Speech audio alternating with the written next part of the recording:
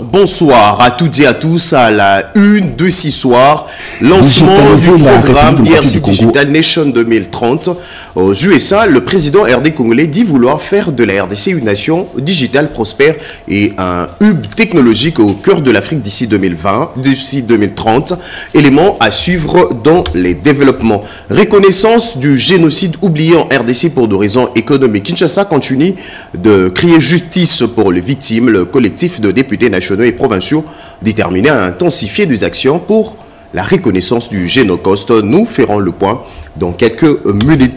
Nous vous parlerons d'une note triste. Une mariée décède le jour même de son mariage alors qu'elle était attendue au quartier GB dans la commune de Ngaliema. De son terme, deux invités qui seront informés de cette nouvelle tragique. Entre étonnement et émotion, l'opinion se questionne. Madame, Messieurs, voilà tout pour les sommaires. Bienvenue si vous nous rejoignez sur la RTNC. L'actualité de ce soir nous amène aux USA. La RDC veut devenir une nation digitale prospère et un hub technologique au cœur de l'Afrique d'ici 2030. Telle est l'ambition du garant de la nation. Le président RD congolais l'a fait savoir hier vendredi lors du lancement du programme DRC Digital Nation 2030. Pierre Kibambisson. Digitaliser la République démocratique du Congo a toujours constitué l'une des préoccupations majeures du président de la République Félix-Antoine Tshisekedi Tshilombo depuis son avènement à la magistrature suprême. À marge de la 80e Assemblée générale des Nations Unies à New York, le chef de l'État a présidé la cérémonie de présentation du programme DRC Digital Nation 2030 aux investisseurs potentiels partenaires de la RDC. Outre l'instauration du meilleur climat des affaires, la RDC s'engage à emprunter résolument la voie de la gouvernance numérique pour une gestion publique plus transparente, plus efficace et plus redevable. C'est ici l'occasion de remercier les entreprises et nos partenaires pour les investissements consentis dans notre pays ces dernières années. Ils témoignent de la confiance nous accordée qui fait de l'amélioration du climat des affaires une priorité constante. Quant aux piliers gouvernance et régulation, la promulgation du Code du numérique en mars 2023 constitue un tournant majeur. Texte pionnier, il érige une architecture de confiance pour les utilisateurs, protège les données à caractère personnel, sécurise les transactions électroniques et la propriété intellectuelle, tout en renforçant l'attractivité du secteur pour les investisseurs et les startups. Le Code du numérique jette également des bases de l'écosystème institutionnel de lutte contre la cybercriminalité et les menaces du cyberespace, garantissant un développement du digital dans un environnement sécurisé, fiable et propice aux affaires. En outre, la stratégie nationale d'intelligence artificielle en cours de finalisation sera validée avant la fin de cette année et s'accompagnera d'un cadre de gouvernance des données et d'un effort massif de formation dont le projet de construction d'une académie d'intelligence artificielle témoigne de cette volonté. Depuis 2019, la RDC, sous l'impulsion du président de la République Félix-Antoine Tshisekedi Tshilombo, s'est engagée dans un vaste chantier de numérisation à l'échelle nationale. La marche a été souvent ralentie par l'impératif sécuritaire provoquant des perturbations. Voilà pourquoi le chef de l'État a salué les processus de négociation conduits avec l'appui des États-Unis d'Amérique, pays avec lesquels la RDC renforce une coopération stratégique ouvrant la voie à une paix durable après plus de 30 ans de conflits injustes qui ont endeuillé tant de familles congolaises. À Paris, la RDC prend part à la 15e édition du Forum d'investissement Europe-Africa Investment Forum. La partie congolaise est représentée par le ministre d'État en charge du plan, Guilain Nyembo, a donné les éléments nécessaires pour inciter les investisseurs de venir investir au pays de Lumumba. Entrepreneurs, investisseurs, organismes gouvernementaux, compagnies d'assurance, banques, décideurs politiques parlent de la promotion de la collaboration économique entre l'Afrique, l'Asie, l'Europe et les États-Unis d'Amérique. Des échanges fructueux qui se tiennent à Bruxelles, au Royaume de Belgique, à l'occasion de la 15e édition du Forum d'investissement dénommé Europe-Afrique Investment Forum. Le ministre d'État, ministre du Plan et de la Coordination de l'aide au développement que représente la RDC à ses assises, a dans son mot donné des éléments nécessaires pour inciter les investisseurs de venir au pays, apporter leurs capitaux et y investir. Le plus important pour nous, c'était encore une fois de montrer que la RDC fait des réformes. Le président de la République a une volonté plus que jamais que les gros investissements puissent nous rejoindre dans la République démocratique. Nous avons des grandes infrastructures que nous devons construire, les routes, les ports. Donc tout ça demande que le monde privé puisse se sentir à l'aise chez nous. Et c'était l'occasion de le faire ici. Nous sommes appelés à travailler avec le monde privé, soutient Guilain Nyembo, en ce qui concerne la question des investissements.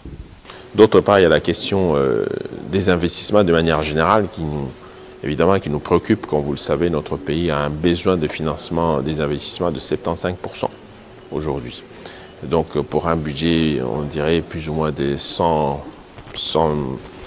autour de 100 milliards pour les 5 années ici, avec le plan national stratégique de développement 2024-2028.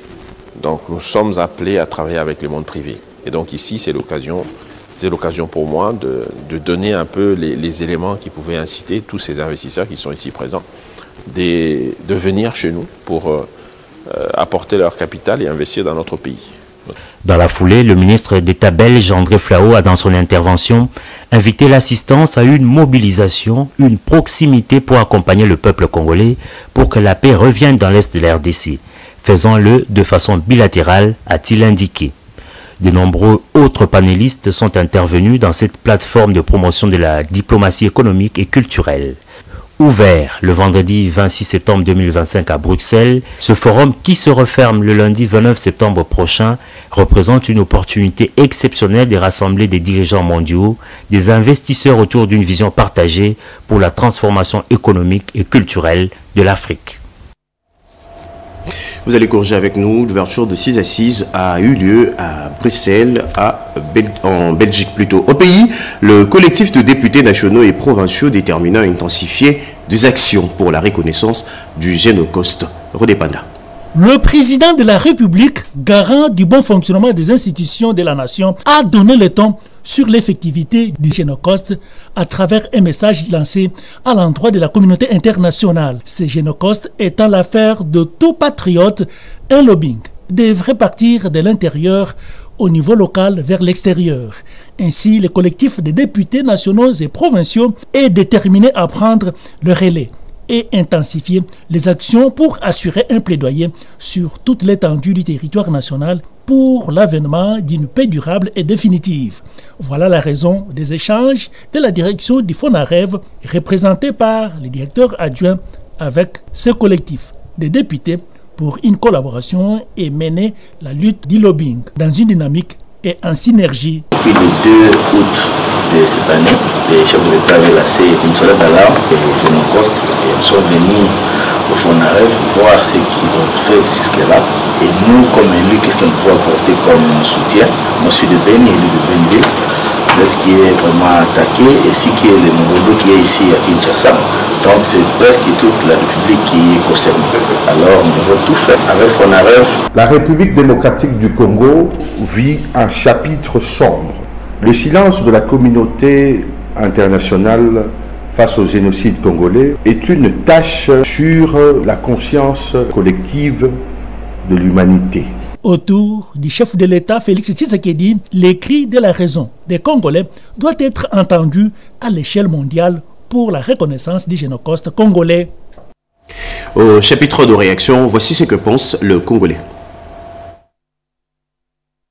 Maître Lydie Impolé, réagissant au dernier discours du chef de l'État, s'est dit satisfaite de le voir porter haut la voix du vulnérable Congolais. Je tiens à saluer les discours prononcés par son Excellence, Monsieur le Président de la République, Félix Antoine Tshisekedi Tshilombo, à la tribune des Nations Unies, en dénonçant avec courage et clarté le génocide silencieux qui frappe plus de 3 décennies les populations qui sont à l'est de notre pays. Le chef de l'État a porté haut la voix de femmes victimes de viols, d'agressions et d'atrocités, ainsi celle de déplacés et de toutes les familles meurtries par cette tragédie humaine. Nous réaffirmons. Femme leader et activiste de droits humains, Lydie Impole Iolo prend la mesure du combat et s'approprie la démarche.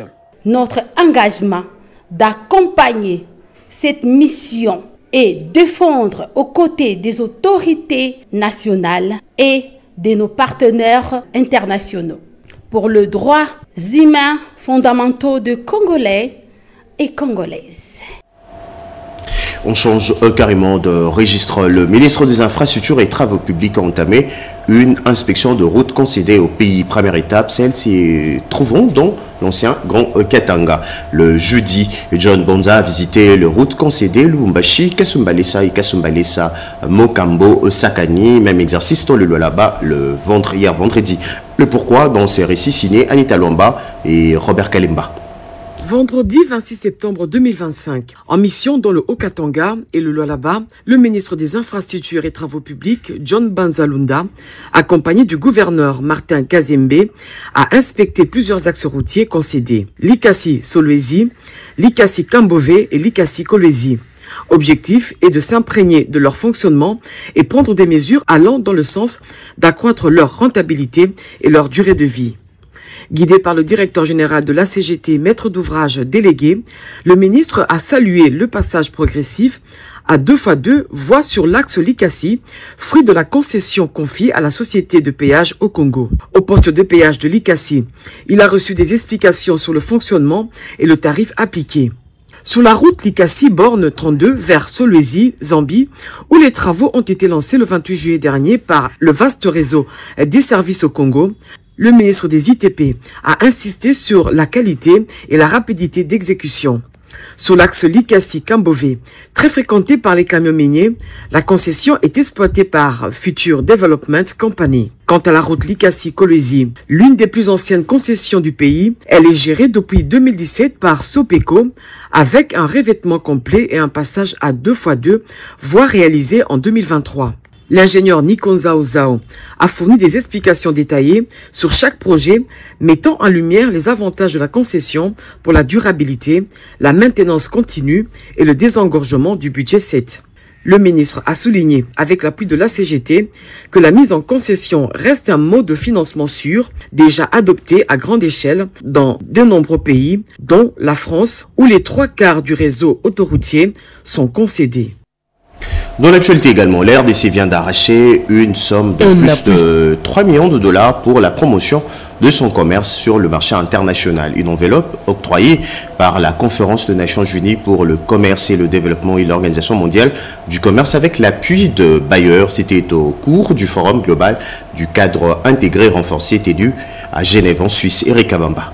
Financier de taille mis à la disposition de la RDC pour renforcer sa présence sur le marché international. Ces financements, chiffrés à des millions de dollars, ont été obtenus lors de ces forums global du cadre intégré renforcé grâce aux efforts du ministre du Commerce extérieur, Julien Paluku Kaonga. Ces partenariats internationaux visent à accompagner et renforcer la capacité commerciale de la RDC en intégrant les commerces dans les politiques nationales de développement pour stimuler la croissance et réduire la pauvreté. Pour Gilles Mouilumbo, secrétaire général au commerce extérieur et point focal du CIR, ces financements permettraient à la RDC de mettre en place un document programme pays, d'ouvrir une ligne de crédit spécifique dans la loi des finances et de promouvoir le développement de chaînes de valeur compétitives. Le CATD est une structure de l'OMC, l'Organisation mondiale du commerce, et de la CNUSED, qui a essentiellement pour mission d'améliorer la capacité de l'offre des pays les moins avancés afin de les intégrer dans le système commercial multilatéral. L'OMC étant chargé essentiellement de la régulation du commerce mondial, les aspects liés à la difficulté qu'éprouvent les pays les moins avancés à intégrer ces marchés a été confié justement au CIR. Ces financements est arraché à un mois de la tenue de la 16e session de la conférence des ministres du commerce de la CNUSED prévue du 20 au 23 octobre 2025 à Genève. Le ministre du Commerce extérieur, Julien Paluku Kaonga, a promis de prendre part à ces travaux. Il s'est tenu du 23 au 25 septembre 2025 à Kinshasa la première édition du Forum citoyen international organisé par l'Inspection générale de finances en partenariat avec le Centre d'amitié suisse RDC 6 Assises ont permis aux participants de réfléchir sur le défi lié à la bonne gouvernance et à la gestion efficace de finances publiques. Souzingoy. Il s'est déroulé du 23 au 24 septembre 2025 à l'IGF, le Forum citoyen international sur la bonne gouvernance et la gestion de finances publiques. Des assises organisées par le Centre d'amitié suisse RDC en collaboration avec l'Inspection générale de finances, l'ambassade suisse et celle de la Côte d'Ivoire. Elle visait le partage d'expériences autour de la bonne gouvernance et les règles pratiques des finances publiques. Durant 2 jours, plusieurs orateurs ont défilé pour sensibiliser les participants sur les thèmes généraux. Le mot d'ouverture a été lu par le chef de service de l'IGF, Christophe Bitassi-Mouabaï, qui a circonscrit l'importance de cette rencontre des portées internationales aux yeux de tous. Mais c'est dans l'approche de sensibilisation, c'est dans l'approche de donner aux citoyens, à la population, l'opportunité de comprendre la bonne gouvernance, le combat contre la corruption, le détournement de fonds.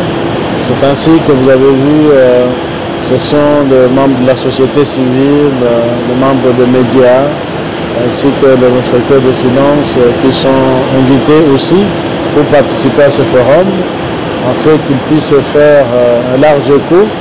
La deuxième journée a aussi connu plusieurs sous-thèmes, notamment la décentralisation comme modèle adapté à la RDC, la place de la technologie dans la modernisation de finances publiques, pour ne citer que cela. Les participants venus de la société civile, des médias locaux, ainsi que d'autres horizons, trouvent cette rencontre très enrichissante pour le bien-être du Congolais. Dans cette gouvernance-là, la justice puisse fonctionner normalement. Parce qu'il n'y a pas que des citoyens dans un État fortement décentralisé qui peuvent contribuer par leur engagement citoyen à la lutte contre la corruption. Il faut répartir sur de bases solides et mettre en place de stratégies innovantes pour l'émergence d'une véritable classe moyenne. C'est le contenu de réflexion au cours du dernier conseil d'administration de l'Agence pour la promotion de classe moyenne congolaise. Cédric Kenina. Bon, constater que les administrateurs sont présents et que le Conseil peut valablement siéger. Cap vers une classe moyenne forte pour une République démocratique du Congo prospère. Réunis au siège de l'Agence pour la promotion des classes moyennes congolaises à Procem, les membres du conseil d'administration ont passé en revue les grands chantiers visant à structurer une classe moyenne congolaise solide et dynamique. Sous la houlette de sa présidente Gisèle Kayembe, cette session ordinaire a notamment abordé les questions liées à l'évaluation de l'installation des antennes provinciales, la gestion administrative et financière de l'agence, l'état d'avancement de la mécanisation du personnel. État des lieux de la Procem, en parenthèse, administration et finances, évaluation du processus d'installation des antennes provinciales. Placée sous la tutelle du ministère de l'Entrepreneuriat et des PME, la Procem s'inscrit dans la vision du chef de l'État Félix-Antoine Tshisekedi, celle de faire émerger une classe moyenne capable de porter les développements économiques du pays. Il est à présent temps de parler environnement face à l'urgence écologique et à l'accumulation alarmante de déchets en RDC. Une voix s'élève avec conviction, celle de la ministre déléguée à l'environnement.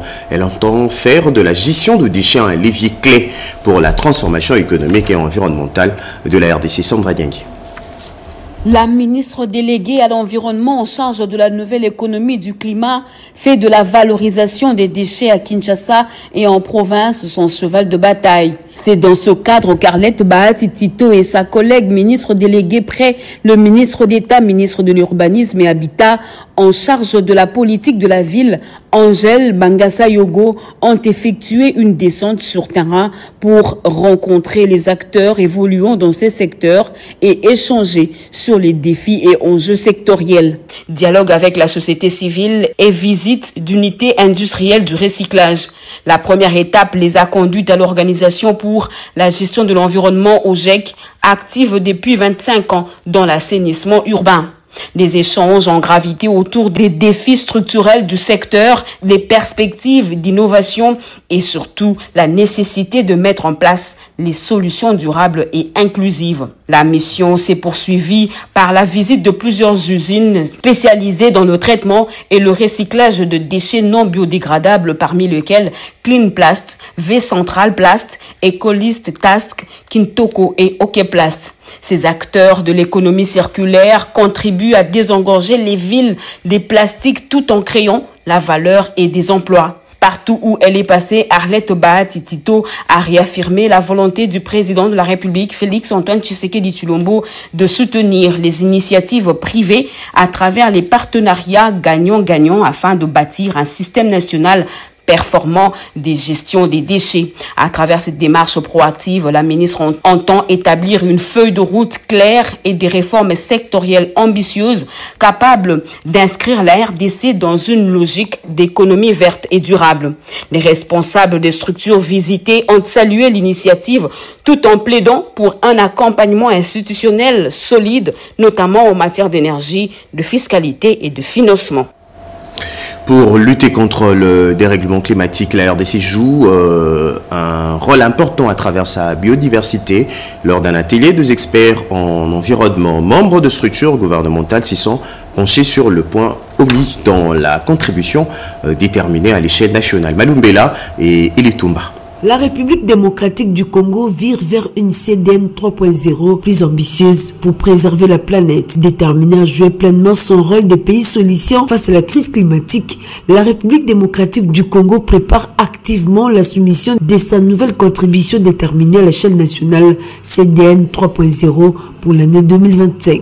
L'objectif est sans doute celui de réduire les émissions de gaz à effet de serre et s'adapter efficacement aux effets du changement climatique. C'est dans ce cadre que l'ONG Sarwa, Southern Africa Research Watch, en collaboration avec l'exécutif national, a réuni chercheurs, experts, sociétés civiles et institutions étatiques à Kinshasa. Ceux des provinces étaient en visioconférence. Ensemble, ils ont analysé les lacunes de la CDN 2.0 et identifié les priorités pour une transition juste et durable. Il faut aussi que les pays expriment à travers cette CDN de combien dont on aura besoin pour ces outils pour nous permettre par exemple de quantifier les gaz à effet de serre. On en parle du CO2, mais les autres gaz, comment on fait pour les quantifier, avec quoi et qui les quantifie? Je crois que nous avons besoin effectivement de cet observatoire général de l'environnement. Et cet observatoire de l'environnement, c'est un élément clé. Donc nous espérons que dans ce document, il y aura des aspects qui pourront être pris par le gouvernement inséré pour l'amélioration de notre CDM. Comme vous le savez, aujourd'hui, nous avons eu encore beaucoup d'autres personnes qui ont intervenu et nous avons eu le peuple autochtone, le représentant qui était là. Nous avons eu nos amis du sud et nord Kivu, des professeurs qui sont experts dans leur secteur qui étaient là pour proposer et critiquer notre document. Donc nous allons le finaliser et puis nous allons le déposer au gouvernement. La CDN 3.0 intégrera les dimensions essentielles jusqu'ici négligées, notamment la gestion durable des forêts, ressources en eau, genre, sécurité et paix notamment. Une approche holistique pour une transformation structurelle de l'économie congolaise tout en répondant aux engagements de l'accord de Paris. Dans un autre registre, après sa prise de fonction, le directeur général de la Société nationale de l'électricité était sur terrain. D'abord à la sous-station RVA située dans les installations de l'aéroport international de Njili. Aussi à Kimpoko dans le Baluku. Hier, vendredi, l'ingénieur Teddy Lomba a participé à la réunion du conseil d'administration. Eddie Chala. Après la récente nomination du directeur général de la Société nationale d'électricité SNEL SA et sa prise de fonction, l'heure était au contact de tout le conseil d'administration avec les cadres et agents de l'entreprise. Le président du conseil d'administration, Luc Badibanga, résume la rencontre. Il était donc utile que le conseil d'administration organise aujourd'hui cette session avec tous les cadres de l'entreprise afin qu'un échange puisse avoir lieu entre le conseil d'administration dans lequel le directeur général fait partie et les cadres de l'entreprise. Donc ça, c'était le premier volet.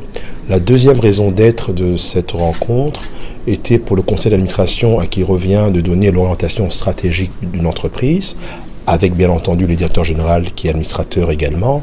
Il était question donc de pouvoir avoir un échange avec tous les cadres de l'entreprise sur l'étape aujourd'hui des discussions stratégiques concernant la SNEL. Nous sommes donc dans une réflexion sur notre plan stratégique à long terme, comme cela s'est fait finalement à la SNEL depuis de longues années. Le nouveau directeur général de SNEL SA, Teddy Luamba Moubi, est conscient de la lourde charge. Il y a de fortes attentes. Aujourd'hui, la population est en train d'attendre d'être desservie en électricité et ça reste le motif de nous-mêmes parce que nous faisons partie de cette population et nous allons mettre notre engagement. Les cadres et agents devront participer au relèvement de l'entreprise dont l'action touche les Congolais dans leur vie.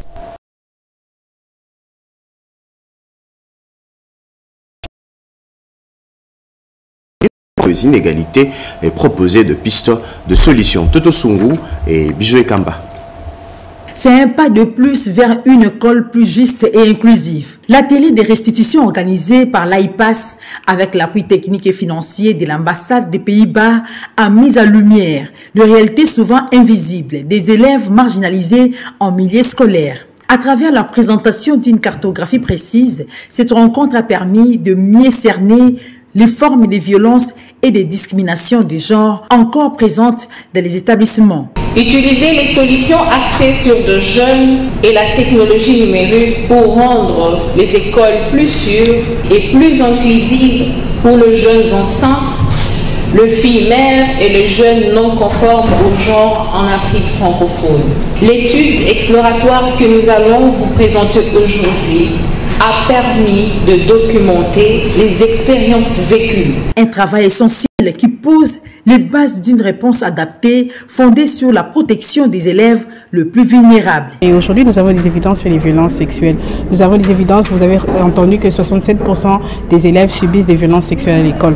84% des élèves subissent des violences verbales à l'école, vous comprenez. Et il y a au moins 75% qui subissent des violences corporelles à l'école. Donc AIPAS, il est institution de mise en œuvre de ce projet ici au niveau de la RDC. Nous allons nous occuper plus de la partie intervention.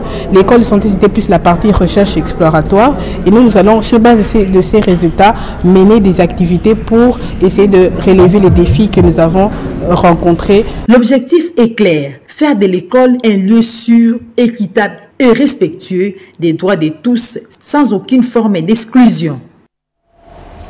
Et puis cette note triste qui s'est déroulée hier au quartier GB dans la commune de Ngaliema. La mariée décède le jour de son mariage. Quelques heures avant, elle et son mari étaient devant l'officier de l'état civil de Santane.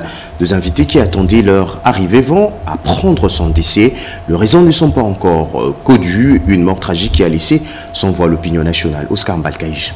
Ce jour de joie s'est transformé en un jour de deuil. Elle a décidé de quitter la terre des hommes le jour même de son mariage. Une triste nouvelle qui a plongé sa famille, ses amis et connaissances dans un émoi total. Rita Chanda, puisque c'est d'elle qu'il s'agit, médecin de formation, promotion 2021-2022 à l'université de Kinshasa, a eu un malaise et s'est effondrée par la suite alors qu'elle était sur le point de rejoindre les convives installés dans cet espace aménagé pour accueillir la fête dans la concession GB. Et la nouvelle est tombée comme un coup de tonnerre.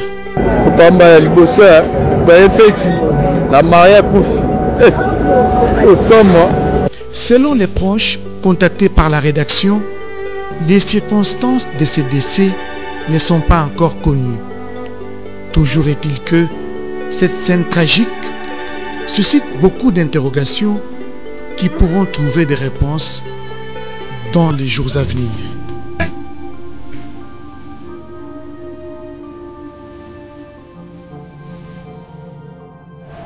Tout à fait autre chose. Le cadre militant du Parti pour l'Action s'y prépare déjà aux prochaines élections. Une matinée politique a été organisée à Kinshasa avec le délégué de province sous les auspices de son président national, Trifon Kikei Mulumba, Chimène Dondo et Tony Djouma.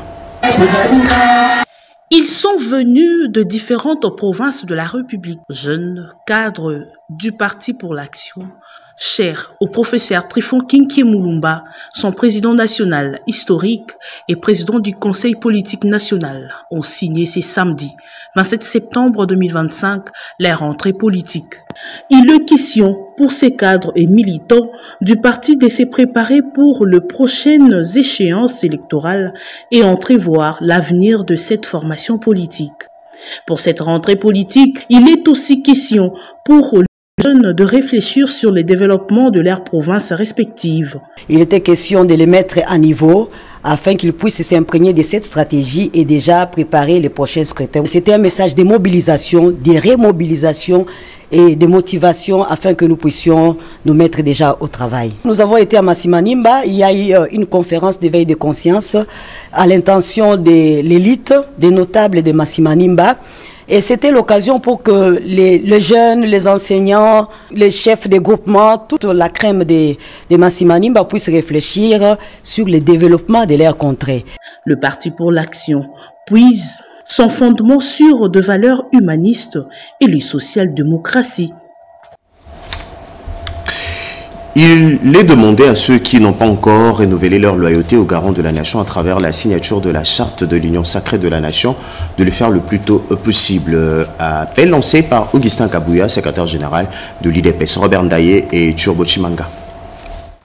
C'est un moment symbolique qui voit défiler de nombreuses personnalités politiques. Toutes viennent signer la charte de l'Union sacrée de la nation, mais surtout renouveler leur loyauté envers l'initiateur de la plateforme présidentielle. Dans ce lot, le ministre délégué à la Défense, Eliezer Ntambwe, a réaffirmé son soutien indéfectible au président de la République, Félix-Antoine Tshisekedi Tshilombo, louant ses efforts pour la paix et la stabilité du pays. Il a, par cette signature, renouvelé sa loyauté envers l'initiateur de l'Union sacrée de la nation.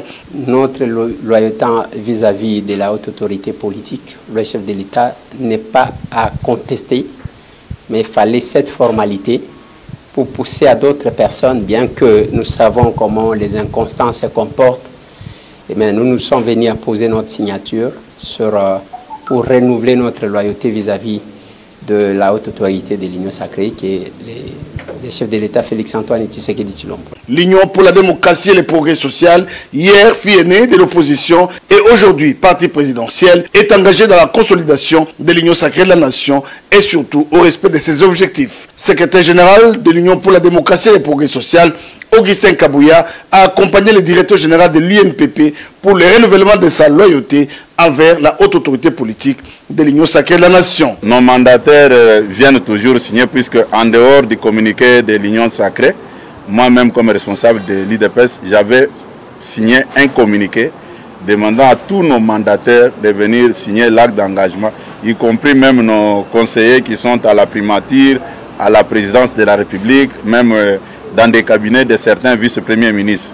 Le directeur général de l'Institut national de préparation professionnelle, Godefroid Chimanga, salue la vision du chef de l'État pour un Congo nouveau et fort. Le message, c'est celui d'adhésion de notre population, en commençant par notre parti, à la vision salvatrice du chef de l'État, qui est notre autorité politique de référence. Mimi Monga, mandataire de l'ONAPAC, rend hommage mérité aux champions de la masculinité positive. Nous sommes venus adhérer à cette idéologie de son excellence Félix-Antoine Tshisekedi Tshilombo, qui est comparable à Ujamaa de Mwalimu Nyerere, qui a rendu la République unie de Tanzanie stable jusqu'à ce jour. Nous invitons ainsi tous ceux qui n'ont pas encore adhéré à venir massivement se mettre autour de cet idéal qui va stabiliser notre pays dans tous les domaines.